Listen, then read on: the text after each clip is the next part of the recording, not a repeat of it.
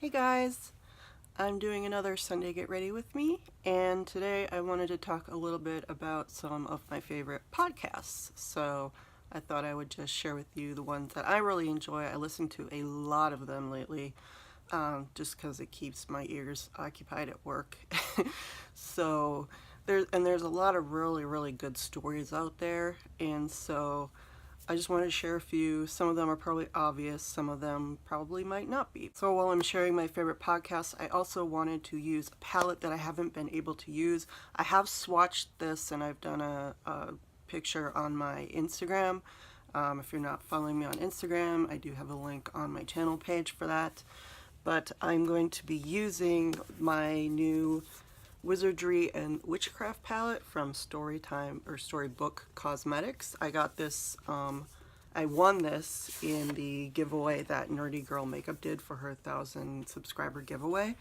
So like I said, I've swatched this. I've done some like decorative arm swatches, but I haven't really had a chance to use it, and I'm feeling kind of Christmassy today. It's the first day of December, so I thought that this color scheme was very Christmassy. It's got your green, red, and white. It's got a blue and a gold and, you know, some other shades. So I thought I would do a little like blue and gold look with it. I'm not really going to get into a Christmassy look, but again, I just thought that this was a cute palette with a nice, actually I think it goes this way, with a cute Christmas theme. And it's Harry Potter. Recently, Nerdy Girl Makeup on her Instagram showed a subscription box that Storybook Cosmetics does, which gives you like a little mini book with like a lip gloss and 3 eyeshadows that are based off of a new different book every month or something, and it looks really cute. First time using the Storybook Cosmetics shadows on my eyes, and it's got this huge mirror, which is very nice. So we're gonna do that. Also, I just wanted to share one other thing. I did pick up this at Walgreens the other night with some points that I had on my card. This is the General Veers Walgreens exclusive. This is from The Empire Strikes Back. General Veers is one of my favorite Imperial characters ever. He's actually one of the only successful Imperial characters ever. He actually gets a victory on Hoth, so yeah. But that is him. You can see he's got the helmet there that he wears in the AT-AT, and then how he looks when he's speaking to Vader, when Vader comes out of the isolation chamber.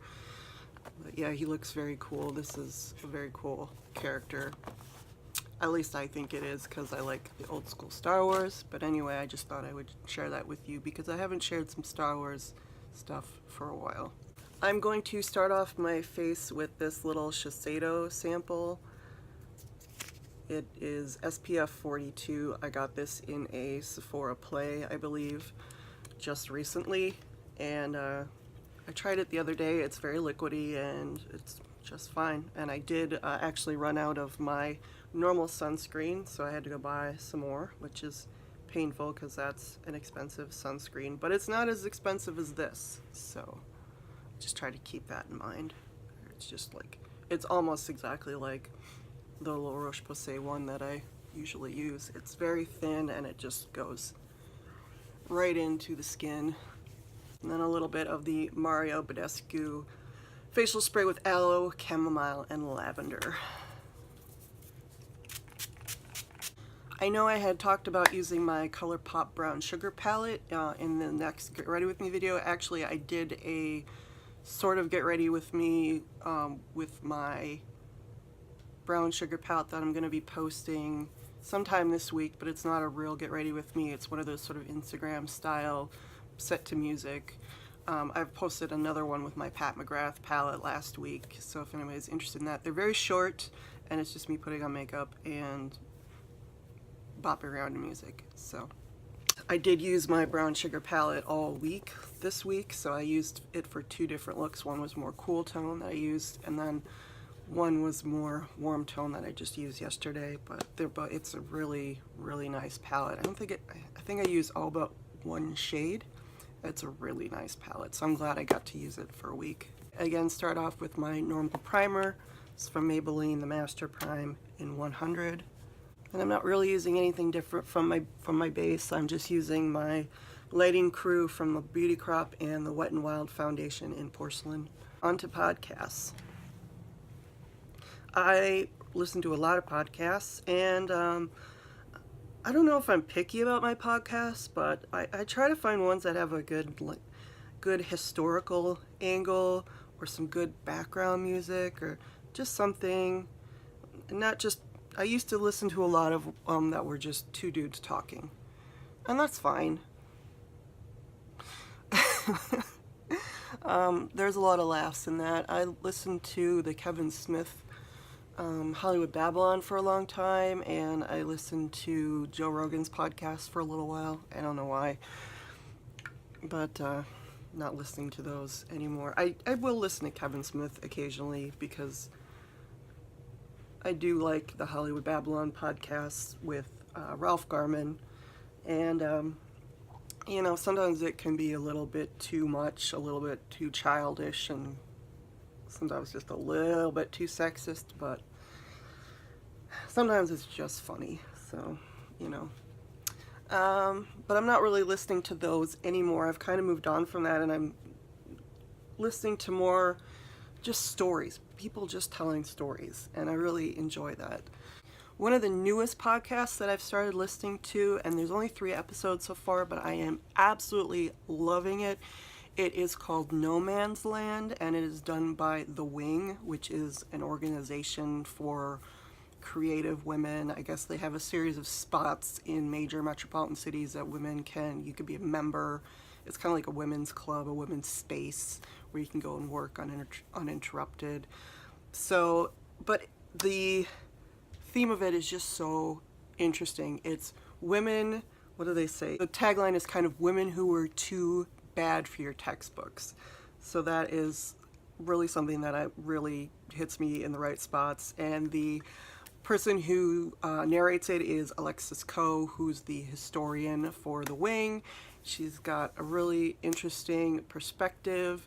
She is more of a reporter, and she goes out to interview people who were touched by the women who they are discussing. And they've discussed 3 women so far. I'm looking down at my sheet of paper so I don't forget anything. The first one was on Queenie, Queenie, or Madam Queenie, she did a lottery in Harlem, but it was it was clearly an illegal lottery. So she was kind of like a Harlem gangster. She was in charge of her own stuff. So her name was also Stephanie St. Clair, and she was huge. You know, she sat down with Dutch Schultz, and she held her own against huge gangsters, you know, all while operating out of Harlem in the 1920s. And then sometime after the 1920s, when she kind of had to get away, she just sort of disappears, and nobody knows what happened to her. And so the rest of the podcast is sort of about working with this other historian to find out what happened to her. I won't spoil it for you, but they do eventually sort of come to a conclusion about what happened to Queenie and where she ended up. They also did one on Sylvia Plath, which was also very surprising.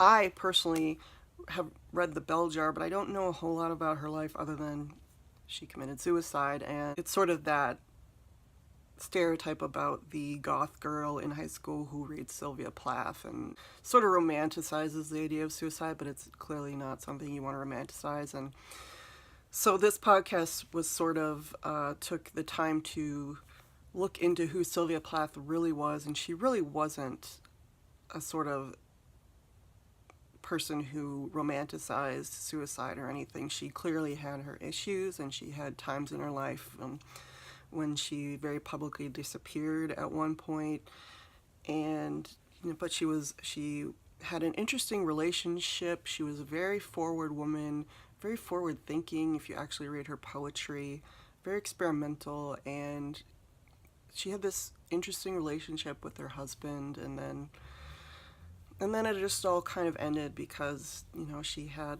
you know, this mental illness that, you know, caused her to feel like she just couldn't continue anymore. But her life's work that she's left behind is really amazing. But she goes into Sylvia Plath's own words. You know, she takes some recordings from the BBC that Sylvia Plath made because she was living in England with her husband. She was originally from New England, but she did a bunch of readings of her own work for the BBC, so they played a bunch of recordings of that, and it was just fascinating because I hadn't really ever heard of it before, heard it before. I heard of it before, but I hadn't really heard it before. And so it got me really interested in finding out about how she had wanted her final volume of poetry, which is called Ariel, to be laid out, and her husband, after she died, kind of went against her wishes on that. It really gets in depth. It's really, really in depth and tells you things that you may not have known before, certainly things that I hadn't known before. Last one that I listened to that went up this week or last week from when I'm publishing this is about Ida B. Wells. And I know about Ida B. Wells from school, but what she actually did and the magnitude of what she was facing and the importance of what she did is really something that I think needs to be stressed more, especially in this day and age when we're trying to come to grips with who we are as a nation and our history. And so Ida B. Wells was a black journalist who originated in Tennessee and eventually had to move up to the north because what she was doing was she was running her own newspaper, and during the time that she was doing that, she was actually going and finding out the stories of black men who had been lynched in the South and very publicly talking about that and making herself a target for the Ku Klux Klan, as in the white establishment. So what she went through and the importance that she was an amazing, courageous person, and I really recommend this podcast. Another one that I just finished is from WBUR and the Boston Globe. WBUR is a Boston public television station that has done a lot of stuff on PBS that you see and like that, but I think they also do Antiques Roadshow. It is all about the 1990 theft from the Isabella Stewart Gardner Museum. I've been to the Isabella Stewart Gardner Museum in Boston, and it's a beautiful place, but there is a room called the Dutch Room, and on, I think it was the St. Patrick's Day, two men came in and tied up the guards and stole 13 works of art, including two very famous Rembrandt's Only Seascape and a Vermeer, which there's only like 30-some Vermeers in existence. Those were two pieces that were really close to Isabella Stewart Gardner's heart. And so it really got me interested in her story and in the story of art theft and how many theories there are about it. They talked to everybody. They talked to the museum guards that got tied up that night. They talked to former FBI agents. They talked to thieves and mobsters. They just talked to everybody and anybody who might have some sort of connection to it. And it sort of spurred me to read more about it. I've already read two books about. I've already read the book that was written by the former FBI agent who said that he came really, really close to retrieving the paintings back in about 2007 or so. Oh, there's also a book that was written by the head of security at the Isabella Stewart Gardner Museum, and it's all about the thefts, art theft, but specifically the thefts of Rembrandt and why Rembrandt is stolen so often, because he is stolen a lot. But both of the books were really interesting. But the podcast just goes into all the different theories about the heist, which is still unsolved, and goes into Isabella Stewart Gardner's life a little bit and the lives of the mobsters who are, reputed to have some sort of involvement in the theft. But it's really, really fascinating and a lot of just interesting facts and personality sketches. Really fun. And they do talk to one of the journalists who's with the Boston Globe, who's been following this case for 30 some years. And another one that is from the Boston Globe and Wondery. Wondery is another sort of network, I guess, of podcasts. There's a bunch of different sort of networks or producers of podcasts, and Wondery is one of the ones that I've been listening to a lot of their stuff. And it is a football broadcast, but it is called Gladiator, and it is about the Aaron Hernandez case. Now, if you don't know who Aaron Hernandez was, he was a Patriot, so of course, New England Patriot. This is a Boston podcast. He got paid a lot of money for being incredible at football, and then about a year after his career, or during the year that his career peaked, he ended up getting arrested for murder, and then subsequently, after being convicted of murder, he hung himself in his prison cell. And so this was a very popular case at the time. I'm sure a lot of people know about it, but the facts behind the case, and it goes into his life, and it goes more into the idea of Football Inc., like Football Incorporated, and not necessarily, I don't think it's necessarily trying to make him a good guy, but there were it just talks about a lot of the factors that went into creating the kind of person that he ended up being. Clearly, the people that he killed and was convicted of killing and that he is reputed to have some involvement in, clearly they have families and they have stories, and they do talk to those families, specifically the mother of Odin Lloyd, who was the guy that got killed, or who he was convicted of killing. So they don't just make it out to be like, oh, poor Aaron Hernandez, but they do get into, what it's like to be a football player. And because football is such a huge thing in America, and what it stands for and what people think it means, we're having issues about, with Colin Kaepernick and not standing for the Star Spangled Banner, and what does football really mean, and what happens when something happens to a player who's supposed to embody all of that, and how the structure of football, what's supposed to guide him to some sort of higher purpose, but it ended up not really doing that for him. It just sort of ended up abandoning him. The whole system just sort of failed him once he no longer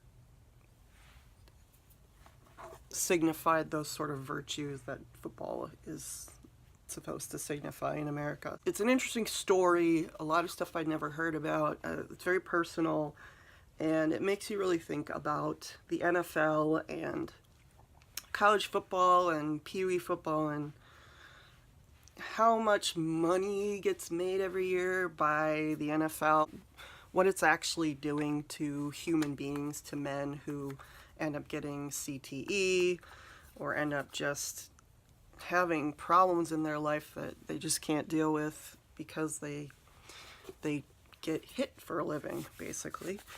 It's sort of in the vein of like a true crime podcast, but I think there's a lot more going on in it than that. And just sort of as an honorable mention to Gladiator, I'm currently also listening to one about the Steve McNair case, Steve McNair was a quarterback for the Tennessee Titans. He ended up getting murdered quite a few years ago. I think it's 8 or 9 years ago, and this one is by Sports Illustrated, and they're going in and trying to figure out if there's something more to what happened. The official story is that he was killed by a woman he was having an affair with, but there are other people who think that something else was going on, and it's kind of a crazy podcast, but it's also very interesting to hear about the people in Steve McNair's life and what he did for them and what they did for him. Wizardry does a lot of true crime podcasts, and so I've been going through their sort of catalog of things. One of the most popular that they have right now is Dirty John, which just got turned into like a limited series with Connie Britton. It's kind of your typical someone fell in love and didn't really know who they fell in love with, and sort of finding out about who they fell in love with and all the problems it caused and how crappy men can be when they lie. So it's kind of typical in that way, but there's also a really surprising ending. I think it's the most interesting for the way that it ends. It ends in a way that you would not think that it would end, and makes it quite the listen. But these are mostly like limited. They're just telling a specific story, and when they're done, they're done. The one that really caught my attention was one from Wizardry called Dr. Death. And oh my gosh, it was just terrifying. It was about this guy, I think he's from Texas, or he lived in Texas, but all his life he wanted to be a surgeon, and he thought that he was going to become this brilliant surgeon and maybe make some money with research or something like that. But he wanted this incredible life, basically, because he wasn't a great surgeon, but he couldn't tell himself that he had failed at that because he couldn't let that go. He ended up doing surgery on people that ended up killing or severely injuring these people, including his best friend. He ended up paralyzing someone who was supposed to be his best friend by doing back surgery on him. And it's just bizarre and frightening and an interesting character sketch of someone who just cannot accept the fact that they failed at something. That sort of delusion that he had about himself ended up killing and maiming a lot of people, and it was insane. I think sort of the last true crime one that I listened to by Wizardry it's called The Wonderland Murders. It happened in 1981. It was a quadruple homicide in the Hollywood Hills. Very, very brutal, of a sort of drug gang, I guess you'd call them. It's called The Wonderland Murders because they lived on Wonderland Avenue in the Hollywood Hills. And it collides with the story of this guy who was a huge porn star in the 1970s. And so it's just one of those bizarre character sketches of how this guy, this sort of normal, everyday, whatever guy, who was started out sort of as the good guy, and he became a porn star, and then he became involved in this horrible, vicious quadruple murder. The Wonderland gang went and robbed this club owner with the help of the porn star. The guy that got robbed was a huge, sort of big-time bad guy, and took his revenge by using the porn star to help him get revenge on the Wonderland gang, and they're the 4 people that ended up dead. So there were 4 people who got killed, 2 members of the gang, and 2 of their significant others, and then the one woman who survived was the wife of sort of the head of the gang. But she doesn't remember anything from that night, so she couldn't serve as a witness or anything. And they talked to the investigators, they talked to the people who knew them. So it's just a fascinating story about the early 1980s and drugs and the porn industry and the nightclub industry, and listen to it with your headphones in, is basically what I'm saying. But it's fascinating. It's very graphic and very mature. Another current one that I'm listening to that isn't really true crime, it sort of fits in with true crime in that it's about potentially a crime, and it's called The Dream, and it's from Stitcher and Little Everywhere. The narrator of the podcast is a journalist called Jane Marie, and she's talking about MLMs, or multi-level marketing, which is basically things like Amway, like Tupperware, like Avon, like Mary Kay, like all of those things where you basically, the idea is that you're recruiting other people to sell things for you, and as you recruit more people, you supposedly make more money. And so it gets into how those things are or aren't regulated, and the personal effects that it's had on the journalist's life, because all of her life, she lives in this smaller town in Michigan, and everyone she knows has always done something like Tupperware or Mary Kay or something like that. I'm going to go into the shade Prophecy. This is actually more pink than it's looking like. Oh, there you can kind of see the pink in it, but it's more of a matte satin. I'm going to use that to set my primer.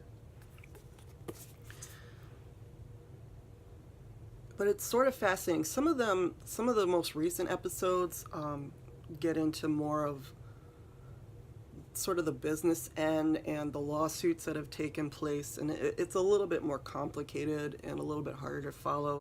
It's just so bizarre how weirdly entrenched it is in politics and how powerful it is, and the actual effects on people who are trying to sell it and how hard it can be. Next, I'm going to use Charms in my crease, and this is sort of a salmon-y color. I'm going to put that in the crease. but it's really well narrated. I really love the personal side of it that she gets into with her family and her neighbors and family friends and things. I think, you know, the more personal stuff is more interesting to me. It sounds really boring, but it's actually really fascinating kind of podcasts. So now I think I'm going to get into some of my favorite podcasts, and those are all by Aaron Mahnke. And if you've not heard of Aaron Mahnke, you must not listen to podcasts like ever, because he runs one of the best podcasts that I've ever listened to. It is called Lore, and it's been running for 3 years. It's about a half an hour each episode, and it's all about weird, strange, supernatural stories, usually based in some kind of American folklore, but he also does some, he's also done a few that are based in sort of European lore, folklore. It's very easy to chill to. It's a little bit creepy, but it's more just atmospheric, and I absolutely love the piano music. There's a piano player called Chad Lawson who's done all of the music for it, and Aaron Mahnke speaks so well, and the piano music really brings everything to life, and it's interesting whether you've heard the stories or not. Some of them I hadn't heard before. Things like the Hoosac Tunnel in the first season, and he gets into, but he also does famous things like the Winchester House in California. And he's done over 100 episodes. I think he just hit his 100th episode on this Halloween. And he does it every 2 weeks, and then during the month of October he does it every week. It has a fabulous sense of place, and even though it's kind of eerie, it can also be a little bit comforting to realize that everybody has a story of something weird happening to them, and but some of them can be very, very frightening. If you're not listening to them at work, you're listening to them like alone at night while you're making dinner or something. They can be a bit creepy, and some are more graphic than others, but mostly they're just really fun to listen to, and they're really beautiful. It's really beautifully put together. I'm gonna go in with Merlin. It's this blue shimmer shade, satiny shimmer. I'm gonna put that on the outer part of the lid. I'm trying to more like pat it, which is what they say, don't just, when you're working with blues, pat it so you more concentrate it instead of just swiping it, because you just blurs out into nothing. So you can see I get a little bit of fallout here.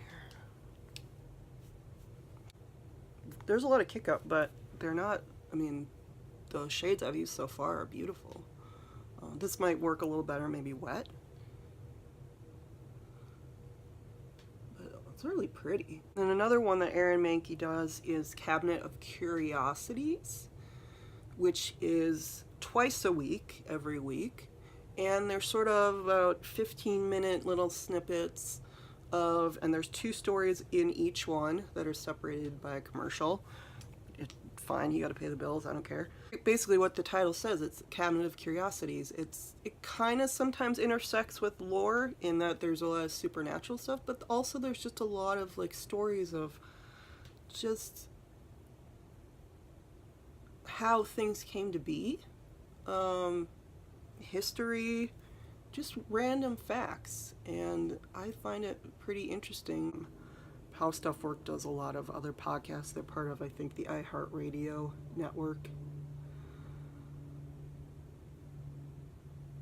But that's who he partners with for that. And it's a nice little add-on to, like, if you're a huge fan of lore, I would recommend it. This eye is just going to be messier, because it always is, because I'm always doing this. It's raining out today, so I don't have much natural light. I'm doing this in front of my picture window with my little ring light, but there's not really much light today. I can barely like see in my mirror, so I don't know how this is gonna turn out. I'm gonna use one of these Anastasia brushes, and I'm gonna go into Bewitched, which is this gold color right here. This palette is so cute. but I have so much trouble trying to read the names of the shades. Like, for some reason, I know this is cauldron, but it took me forever to figure out that that was cauldron, that's what that says. This is a very, very, very nice palette. It's constructed really well. It's very pretty.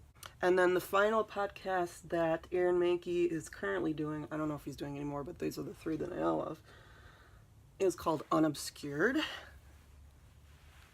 Again, Chad Lawson is doing the music for it. It's amazing, and it's all about the Salem witch trials. It goes in depth. Like, you think you know the Salem witch trials, you do not know the Salem witch trials. Like, you might have a fleeting familiarity with it. I've been to Salem, and I thought it was fascinating, but, you know, a lot of it is, again, based on the sort of stereotypical witches, and it's very spooky and scary. And, you know, this podcast gets into the political and personal reasons why all of this ended up happening and who the people were that died.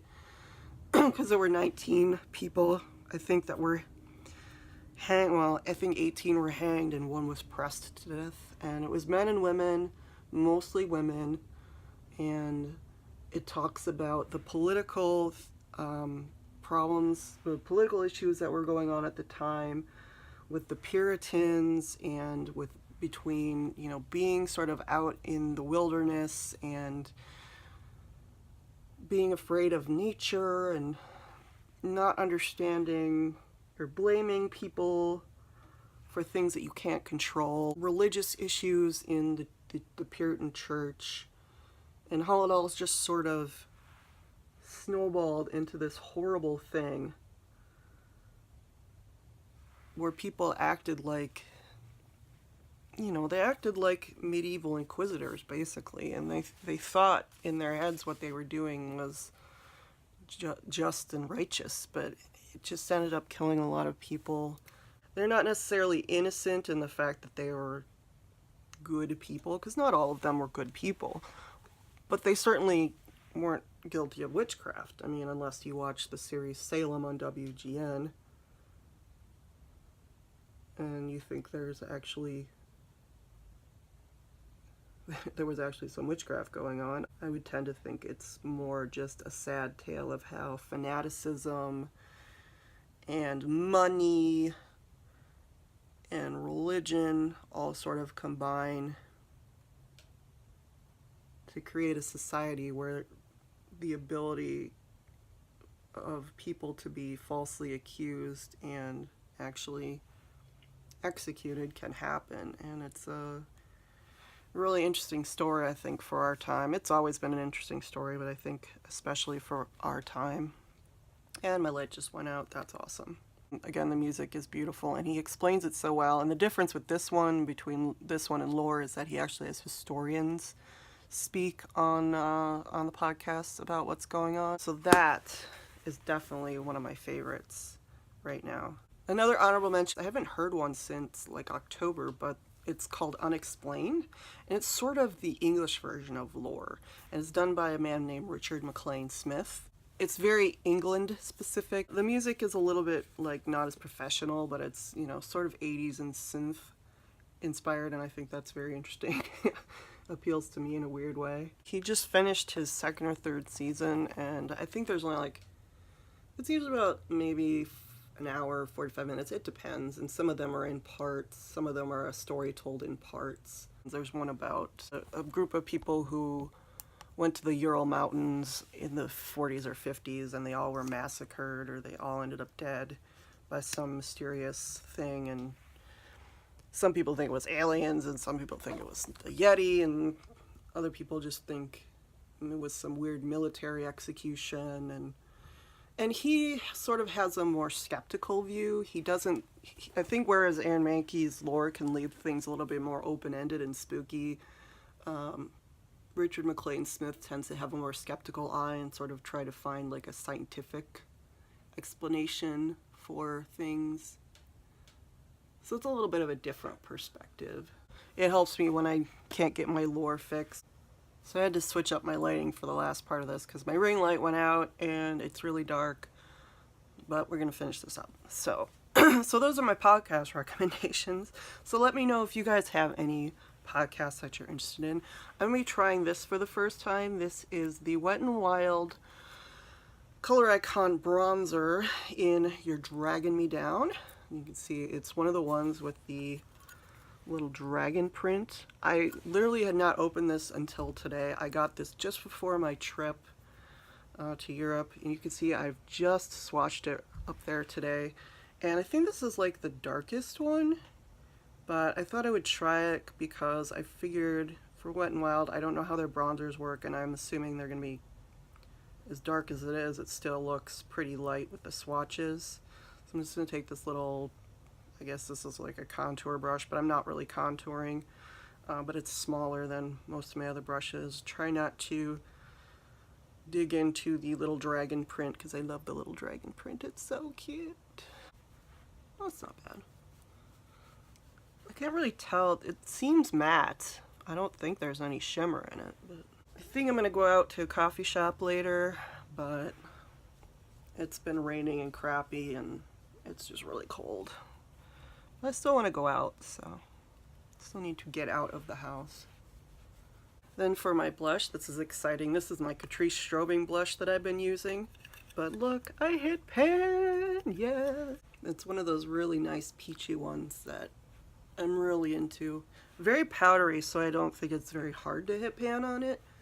And I don't feel like I've been using it forever. I think I just bought it this year. Or like late last year. But I really, like, you can see I've got more pan now. That's awesome. And for highlighter, another one that I haven't tried, I showed this in my last haul. This is Glow Watcher from Wet n Wild, the Mega Glow Highlighting Powder. And it's got that beautiful print. This is the one that I'm not sure because it's just sort of white. But we'll see what it does. This is the little dragon tail brush from the $30 10-piece set that they released, Wet n Wild released for the holidays. Apparently,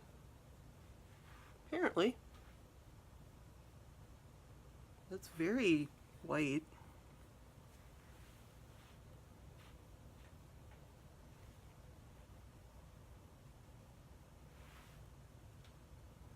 I mean, I like the glow.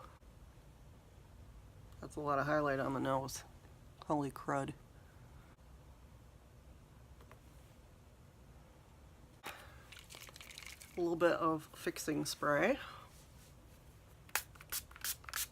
And then finally for lips, I'm going to be using just a little bit dabbed on the lips of the Sephora Lip Stories in Malt Shake. This is the darkest one that I have from this collection, and I really do like it. It looks so nice on camera, but it can go very dark very quickly.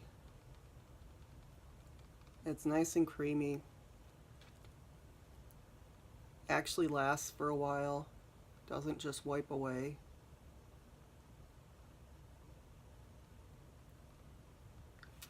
But I just kind of want to use it not so heavily today. As you can see, even not using it heavily is still pretty heavy. So that is the look. Take these things out of my hair. I'm going to use my little Elizabeth and James Nirvana in Bourbon. Oh my gosh, I love this scent so much. It smells like bourbon. I try not to wear it to work because I don't want to smell like I've been drinking all day, but it's absolutely delicious. Delicious. Like a smoky scotch. That is the look with my Wizardry and Witchcraft palette. Thank you so much, Dirty Girl Makeup. I really appreciate this palette. It's so wonderful. The colors are so beautiful, and I've had a lot of fun trying them out and swatching them and all of that, and I'm glad that I'm finally going to be able to use it. I think I'm going to use it for the rest of the week. So thank you so much for watching, guys. Let me know if any of your favorite podcasts are ones that I mentioned, or if you have different ones, leave me a comment down below. I would love to hear from you. I am so happy that you joined me for today. Thank you so much. I will see you in the next one, guys. Bye.